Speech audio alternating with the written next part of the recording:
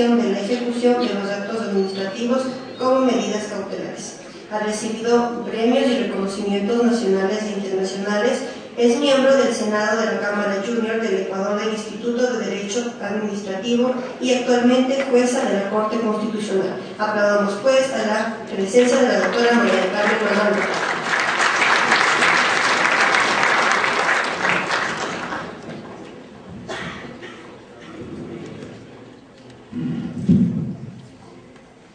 Muy buenas tardes a todos los presentes. Quiero iniciar, como no puede ser de otra manera, con el profundo agradecimiento a Marilena Zamora por la invitación realizada y sobre todo por la iniciativa de este evento y de otros eventos realizados anteriormente. Gracias a estas iniciativas, a estas ideas, se enriquece el pensamiento, se enriquece el conocimiento y por eso es digno el agradecimiento y la felicitación. Gracias al Foro Nacional e Internacional Académico de Derecho y muchísimas gracias a ustedes por su tiempo y por su interés en este tema tan importante para la sociedad como es la justicia, el derecho. En efecto, como se ha indicado, mi experiencia, no me pongan romántica la velada porque vamos a encender las luces, por favor. Sí, todas. Muchísimas gracias. En efecto, como se ha indicado, el tema de mi ponencia es experiencias del Estado Constitucional de Derechos y Justicia. Y no puedo pasar a las experiencias sin antes poder compartir con ustedes ciertos criterios. Ya se ha dicho, se lo dice siempre, pero no basta haberlo dicho tantas veces, hay que seguirlo diciendo.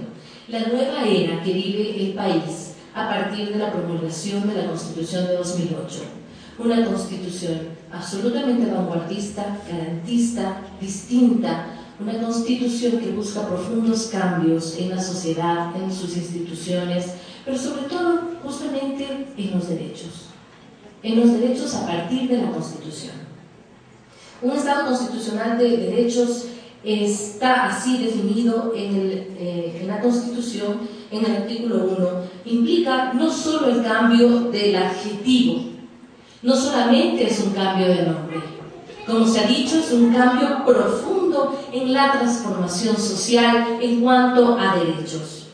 Estado constitucional, lo ha dicho muy bien el maestro José García Falconi.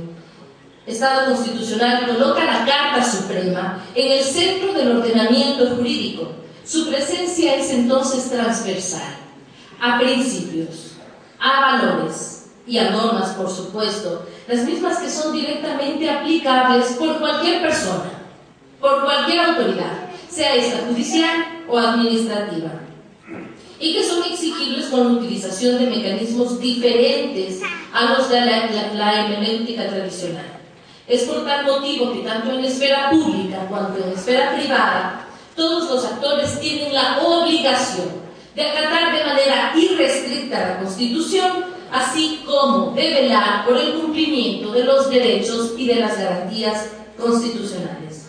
Respecto de la Constitución actual, deseo compartir con ustedes una cita del tratadista Ramiro Ávila Santamaría en su obra Estado Constitucional de Derechos y Justicia. Indica: la parte que se conoce como dogmática toma protagonismo en relación a la parte orgánica y en relación al sistema jurídico en general. La parte orgánica debe adecuarse a cumplir los derechos y el sistema jurídico debe adecuarse a la parte dogmática de la Constitución. Vamos a pasar a la parte de derechos. Estado de derechos conlleva que el fin del Estado es la protección, promoción y garantía de los derechos consagrados en la Constitución. Para tal fin, el Estado, a través de sus instituciones, debe, y no solamente de las instituciones, sino también de las disposiciones de la Constitución de la República y de los instrumentos internacionales, debe velar por esta obligación primordial que es precautelar y tutelar los derechos. El Estado de Derechos parte de una pluralidad jurídica, además, varias fuentes creadoras de derecho, al contrario de lo que ocurre en un Estado legislativo. En un Estado de derecho, en cuyo caso la fuente primigenia de la ley es la ley. Pasamos el Estado de Derecho con la Constitución de 1998. Y hoy es importante entender que cada uno de nosotros tiene que vivir la Constitución y cada uno de los operadores de justicia tiene que aplicarla como en un Estado constitucional de derecho. De aquí que la jurisprudencia en este nuevo modelo de Estado adquiere un rol absolutamente protagónico. La creación normativa, particularmente respecto a fallos de la Corte Constitucional, los cuales deben versar sobre derechos constitucionalmente protegidos. Finalmente, para completar la denominación del Estado actual, un Estado de justicia, se debe puntualizar que este concepto no puede ser ni analizado ni concebido de manera aislada a las otras dos cualidades a las que me he referido anteriormente. Tiene que ser la vigencia de los derechos y el respeto al orden constitucional la base del Estado, lo cual generará el fin máximo del derecho, que es la justicia en la sociedad. Ahora bien, para hacer efectivo todo lo detallado, la propia Constitución contempla una gama importantísima de derechos, sí, pero de garantías, principalmente.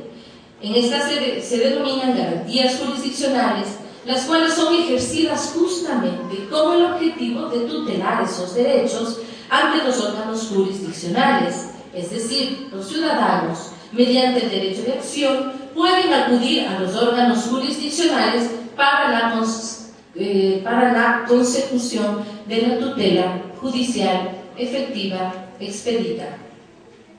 El sistema jurídico a partir de la Constitución del 2008 pretende, como se refirió, la constitucionalización de la justicia, con lo cual el sistema jurisdiccional debe precautelar el pleno ejercicio de los derechos a través de análisis materiales y sustanciales que vinculen principios y normas, y no menos razonamientos atados a prácticas caducas, anteriores, diferentes, legalistas, formalistas. La valoración de los derechos no se puede agotar en la denominada subsunción.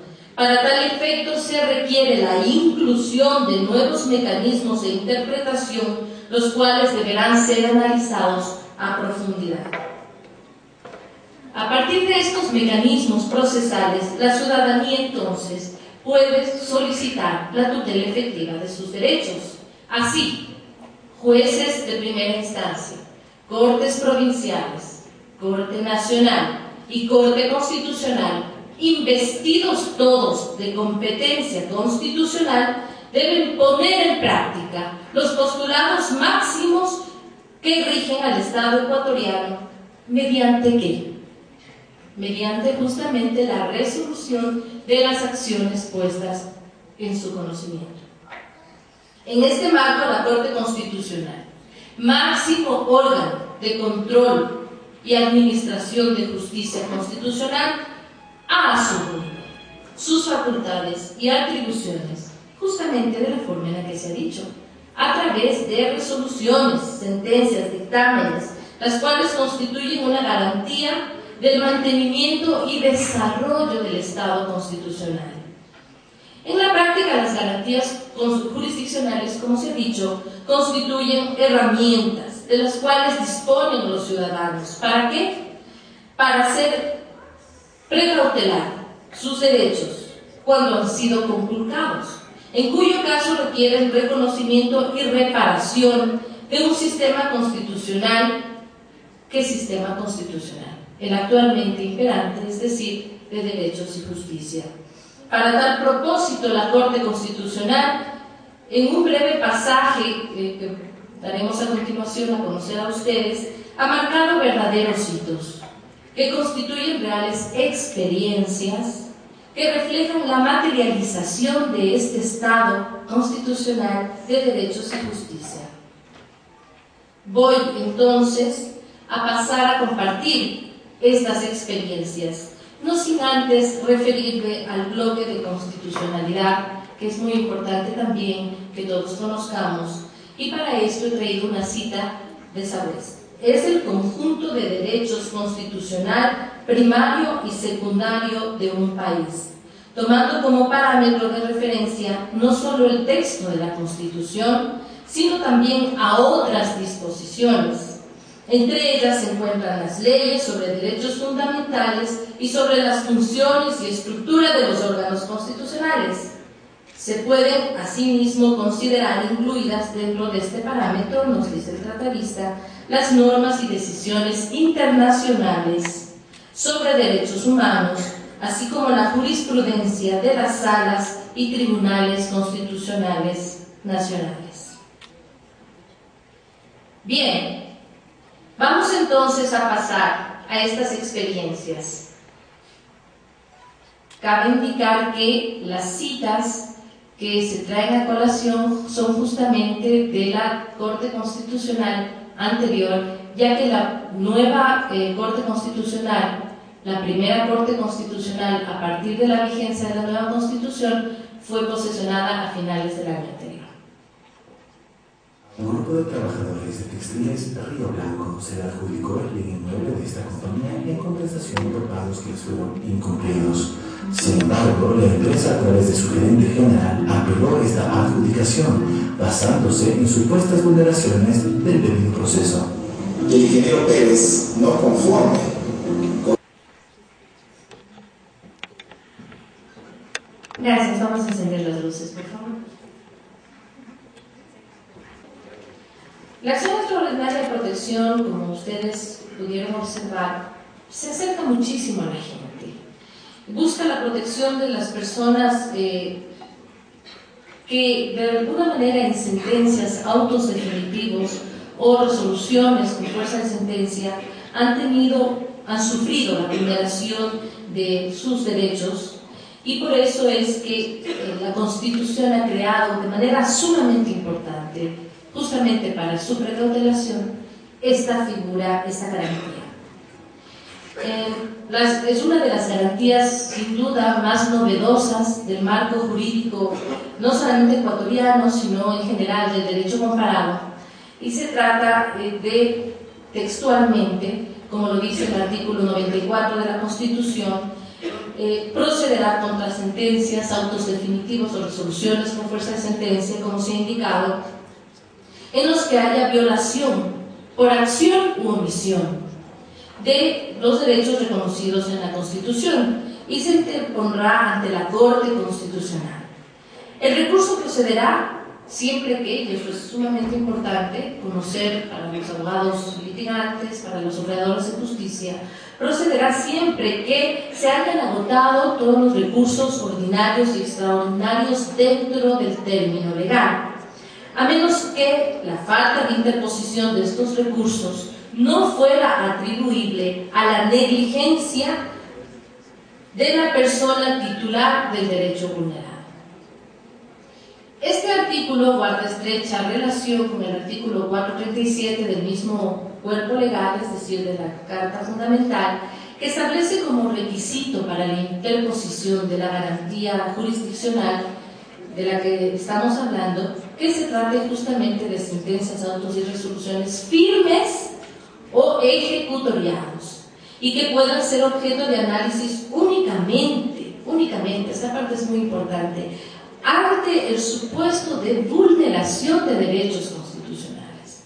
De una vez tenemos que comprender que la acción extraordinaria de protección no puede de ninguna manera convertirse en una cuarta instancia, porque de esta manera solamente estaríamos desnaturalizando la garantía, que es una garantía tan importante para precautelar los derechos que no podemos los propios abogados, mediante la interposición de todos estos, de una acción extraordinaria de protección sin los requisitos de los que se hablaba, desnaturalizar la acción.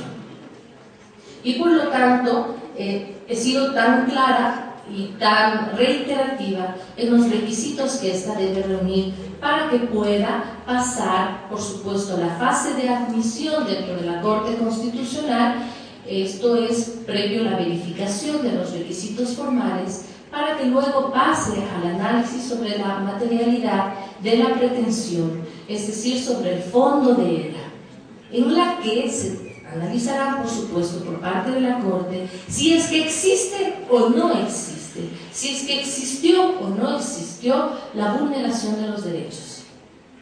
Agustín Grijalva, en su obra La acción extraordinaria de protección en el Ecuador, señala respecto de esta garantía que la Corte Constitucional debe verificar si el juez ordinario ha violado el debido proceso u otro derecho constitucional, y si hallar tal violación deberá declarar la nulidad a partir de la actuación procesal violatoria y devolver al juez el respectivo proceso para que actúe conforme el marco constitucional.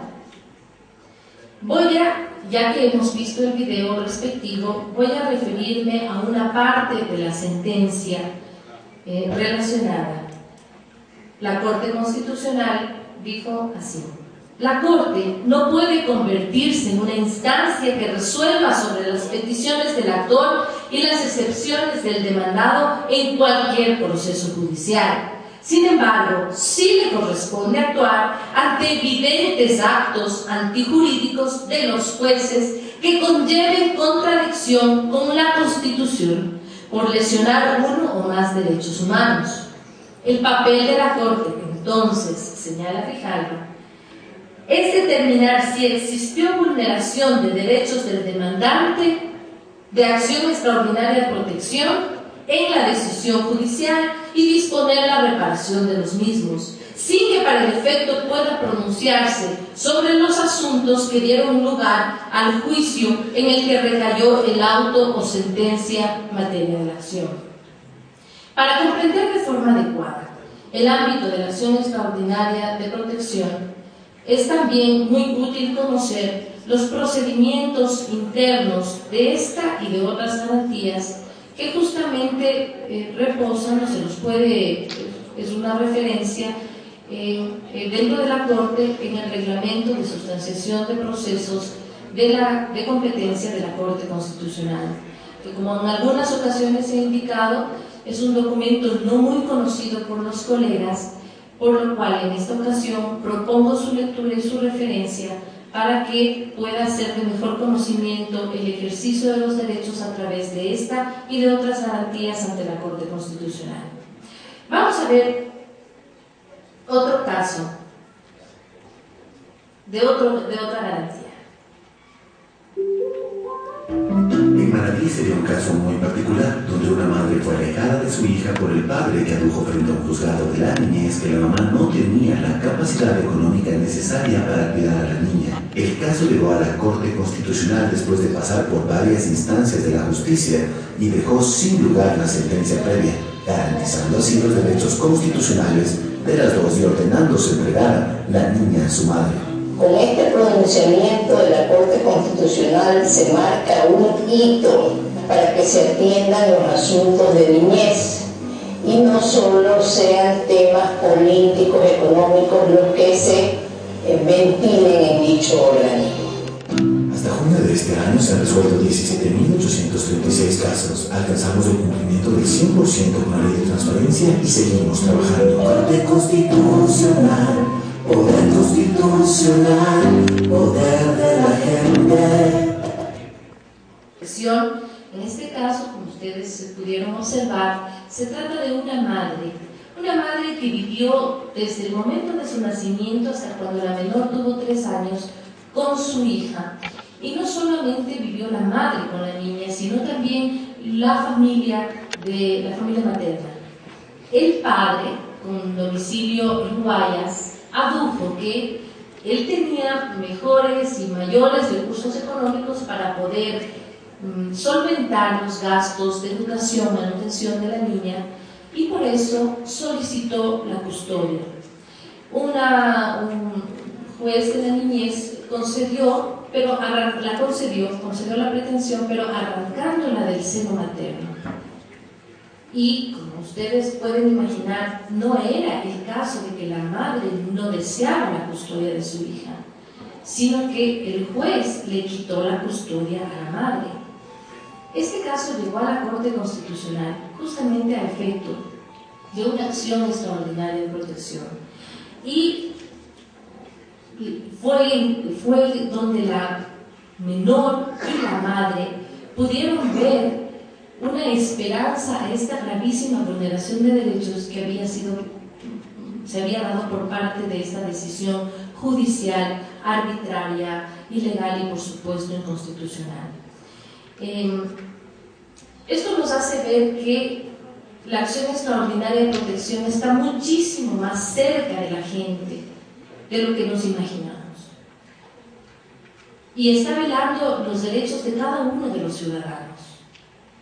Y por eso es que es tan importante que esta garantía se mantenga en nuestro ordenamiento jurídico, porque es la forma también en la que no solamente se pueden corregir estas arbitrariedades de la justicia, sino que se pueden evitar conflictos de gran trascendencia social, como pueden ser estos y otros de similar condición, que los tenemos en la Corte, los tenemos mucho. Yo quiero en ese sentido traer a colación una parte de la sentencia que dice: en atención a tales postulados constitucionales y legales, se desprenden que los niños, niñas y adolescentes gozan de un cúmulo de derechos fundamentales que aseguran su desarrollo integral, que tienen prevalencia frente a los derechos de las demás personas. Y, en consecuencia, en el ordenamiento jurídico interno se prevé una serie de mecanismos para proteger los referidos derechos. Uno de ellos es a la Administración de Justicia especializada, así como a operadores de justicia integral. Es por ello que hoy por hoy, a pesar de algunas reticencias teóricas, es evidente que el menor tiene derechos que le protegen de ciertos abusos o situaciones que pudieran enfrentarse a sus intereses de gozar de un desarrollo personal, social y moral pleno que garantice al máximo sus necesidades afectivas y bienestar social. Bien, pasamos a ver entonces otra de las garantías, que es la acción pública de inconstitucionalidad. Método de recursos económicos para el hospital universitario, que es parte de la Universidad Estatal de Guayaquil. La Corte Constitucional, después de estudiar el caso, determinó en una sentencia que la ley del sistema hospitalario docente no viola la Constitución. Los fondos del hospital universitario sí aparecen en el presupuesto general del Estado y son gestionados a través de la cuenta única del Tesoro Nacional, como lo establece el artículo 299 de la Constitución. Gracias a Dios y al civismo y patriotismo de las damas y caballeros que integran la Corte Constitucional, decidieron ellos que no había ninguna inconstitucionalidad. Tenemos tranquilidad para seguir brindando servicios de salud al pueblo ecuatoriano. Hasta junio de este año se han resuelto 17.836 casos. Alcanzamos el cumplimiento del 100% con la ley de transparencia y seguimos trabajando. Corte Constitucional. Pública de inconstitucionalidad contra actos normativos en este caso. Una de las características esenciales del Estado Constitucional de Derechos, al que no puedo dejar de referirme en este tema, específicamente en cuanto a la acción pública de inconstitucionalidad, es justamente la supremacía de la Constitución, contenida en el artículo 424 de la Constitución. Este principio establece claramente una estructura de la validez formal y sustancial dentro de este ordenamiento jurídico dado. Contribuye a la garantía de los derechos constitucionales, asegura la limitación del poder, sobre todo por la exigencia de la sujeción de todos los actos de toda autoridad, inclusive, por supuesto, del legislativo, a la norma suprema. El objeto del control constitucional es precautelar la vigencia de la Constitución, la efectividad de las garantías, el principio de separación de poderes y el que dichos órganos deban actuar con estricta sujeción a la Constitución y que ésta sea el paraguas, sea el amparo de absolutamente todo acto normativo. Toda norma, por tanto, debe estar en estricta sujeción con los contenidos, es decir, principios y normas constitucionales. En tal virtud del artículo 436 de la Constitución, donde constan las atribuciones de la Corte Constitucional, establece que en su numeral 2 como atribución el conocer de estas acciones públicas de inconstitucionalidad por el fondo y por la forma, en contra de actos normativos de carácter general, y conlleva la aplicación de uno de los mecanismos a través de los cuales se ejerce el control abstracto de constitucionalidad. Dicho control de conformidad con la Ley Orgánica de Garantías Jurisdiccionales y Control Constitucional en su artículo 74 tiene como finalidad garantizar la unidad y coherencia del ordenamiento jurídico a través de la identificación y la eliminación de incompatibilidades normativas por razones de fondo o de forma entre las normas constitucionales y demás disposiciones que integran el sistema jurídico.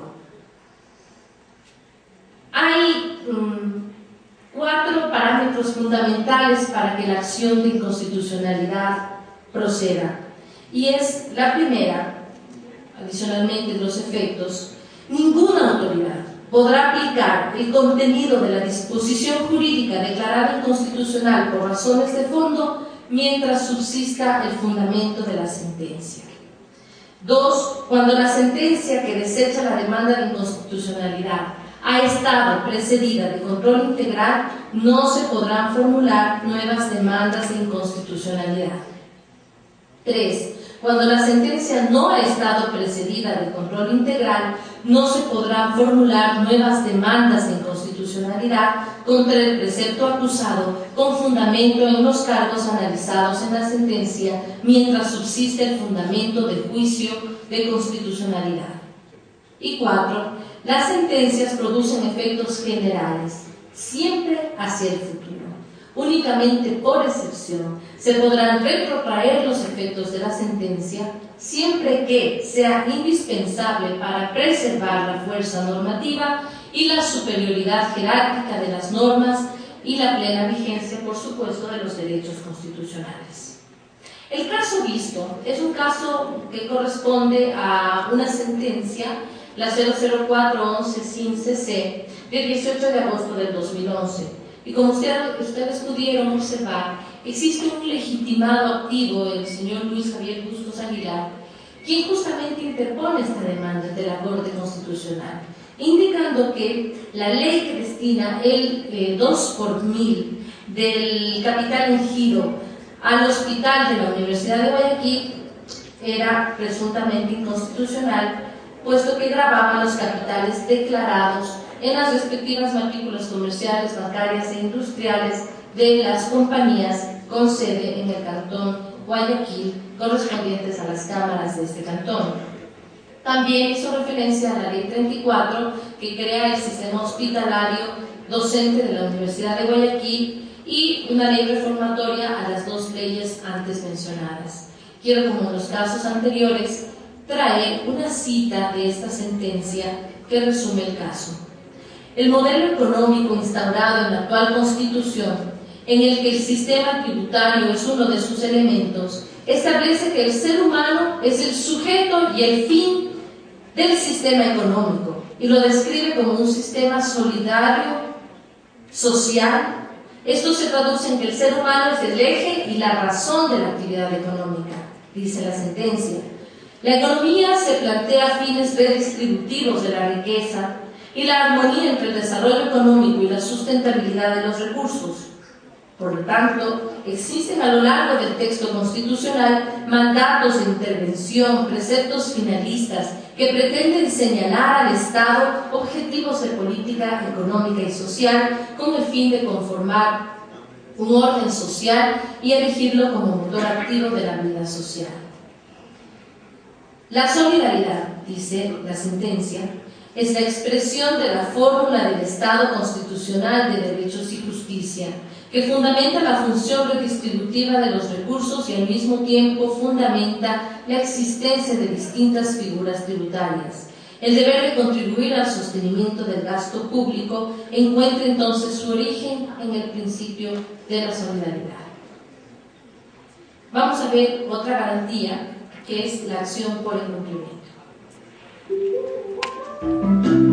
Durante años, después de un largo proceso, el caso llegó a la Corte Constitucional, que resolvió que todos los vehículos que tengan como objeto de uso el transporte de una persona con cualquier tipo de discapacidad, este vehículo no pague los impuestos correspondientes de importación reglamentado en la ley de aduanas. Este es mi vehículo, esto es uno de los beneficios que la ley nos ha dado a las personas con discapacidad. Es un carro automático. Al traer el vehículo cambiaron muchas cosas de mi vida, cambiaron tanto mi vida sentimental como mi vida laboral. Te da un giro de 360 grados y realmente ves que ahora sí puedes aportar mucho más para la sociedad. Gracias a todos los gobiernos que nos dieron una mano, ahora le podemos solucionar. Hasta junio de este año se han resuelto 17.836 casos. Alcanzamos el cumplimiento del 100% con la ley de transparencia y seguimos trabajando. Corte Constitucional de la República establece la acción por incumplimiento, la que tiene el objeto de garantizar la aplicación de las normas que integran el sistema jurídico, pero no solamente la aplicación de esas normas, sino también la aplicación de los informes y sentencias de los organismos internacionales de derechos humanos. Es una garantía fundamental, es una garantía que nos ayuda a lograr que todas las autoridades puedan cumplir con las normas vigentes y con las sentencias o informes, como se ha dicho, de los organismos de derechos humanos. Adicionalmente, quiero referirme a cuál es el objeto de una acción por incumplimiento. El objeto de una acción por incumplimiento es garantizar la aplicación de las normas, como se ha indicado, o actos administrativos de carácter general, como reza la Ley Orgánica de Garantías Jurisdiccionales, cualquiera sea su naturaleza y jerarquía dentro del sistema jurídico.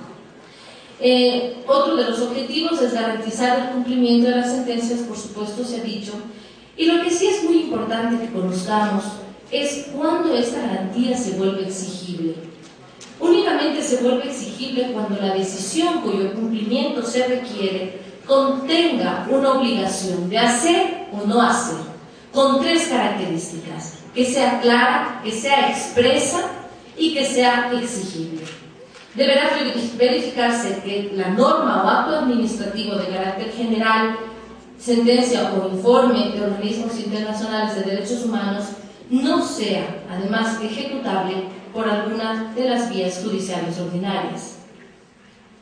En este caso existe una norma que fue incumplida, específicamente es la norma contenida en el artículo 23 de la Ley Reformatoria a la Ley sobre Discapacidades, y la pretensión era que la Corporación Aduanera Ecuatoriana cumpla con esta disposición. La norma incumplida permitía la importación de vehículos ortopédicos o no ortopédicos para discapacitados.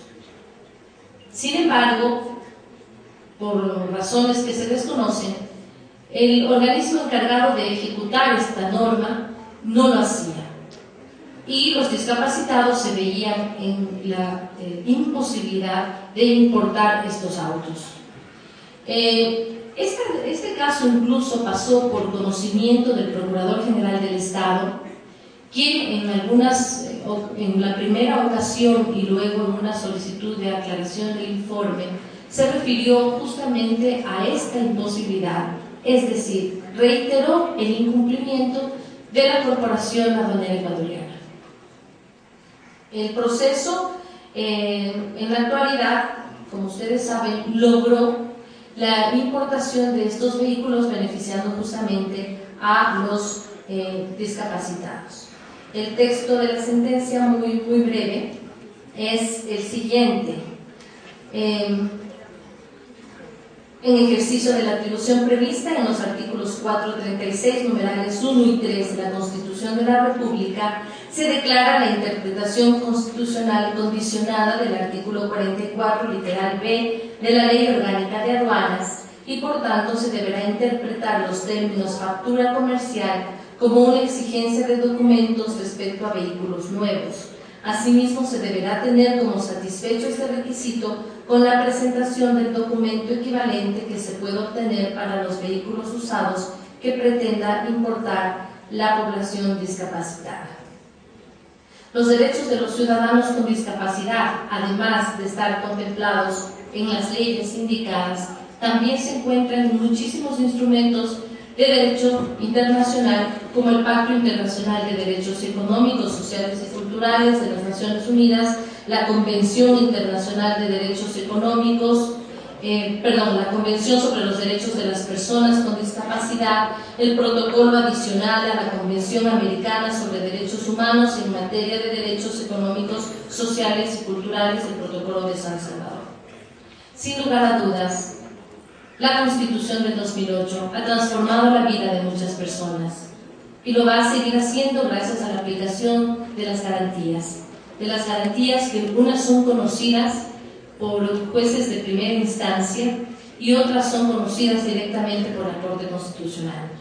Depende de nosotros solamente, de la aplicación, del ejercicio de los derechos y de la correcta utilización de estas garantías, que los derechos sean efectivamente precautelados. Y lo que es importante para cerrar es indicar cuál ha sido entonces la experiencia de la aplicación de esta Constitución.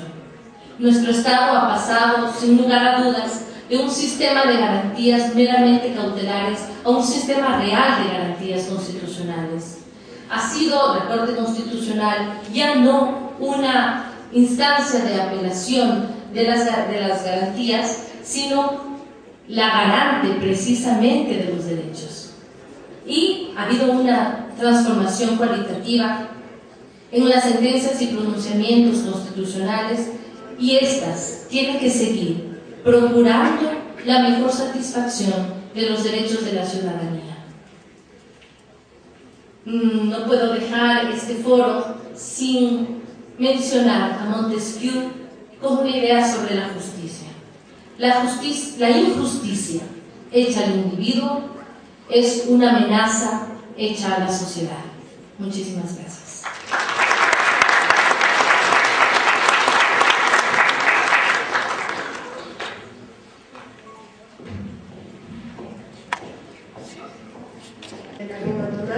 Y para la entrega de la placa solicitamos la presencia de la doctora Elizabeth Iturralde, vicepresidenta de la Asociación de Mujeres Abogadas del Ecuador, filial Chimborazo.